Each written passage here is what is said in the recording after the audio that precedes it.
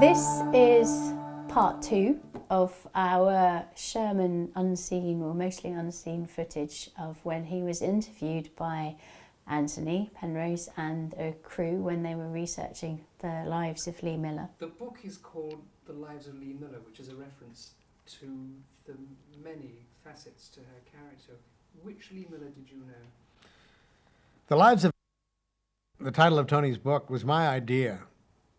When Lee died, I wanted to write an obit for American Vogue because she died totally unrecognized in America. I wanted to write an obit, and I got to thinking about what form the obit would take.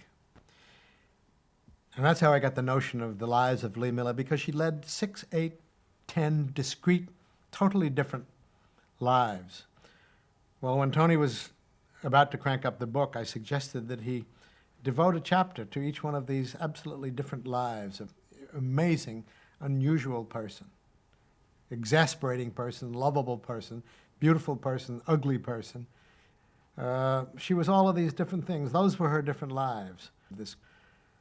As far as I'm concerned, the life that I was connected with was the life of 1941 to 1946, which was the extent of the time that I was in London, that Lee was covering the Blitz, and that we covered World War II together.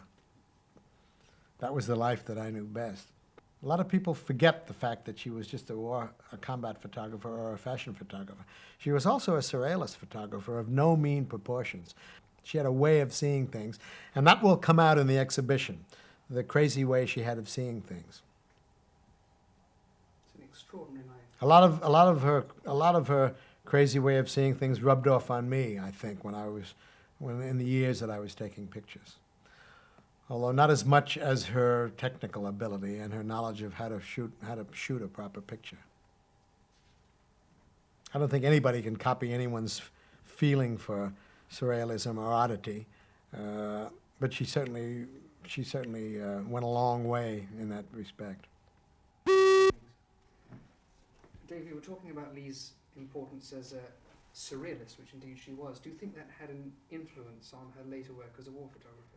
I think Lee's experience in surrealism, both from Man Ray and from Roland Penrose and from their other surrealist friends, had a big influence on her war photography, particularly in the book that she did in London called Grim Glory. Because in that book there are some macabre, ghoulish juxtapositions, surrealistic if you like, of statuary which had fallen down, of odd bits like typewriters in the middle of a blitzed building. The sort of thing that Salvador Dali would have really gone crazy about had he seen them before. And Lee had a knack of running around and spotting that sort of thing. There would be days that she and I would simply walk around London looking for funny juxtapositions, and we would occasionally find them. Odd little things like little girls with dolls in prams. There was one little girl we found in the East End of London with a pram with a little black doll in it. And the girl was crazy about this doll, and Lee thought that this was a wild picture. The thing about surrealism is that it never bothered about significance. It was simply the juxtaposition that counted.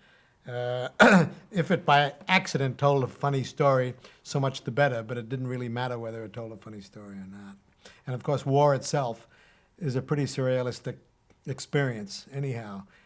The juxtapositions that are available through warfare are horrible enough without going around looking for them particularly.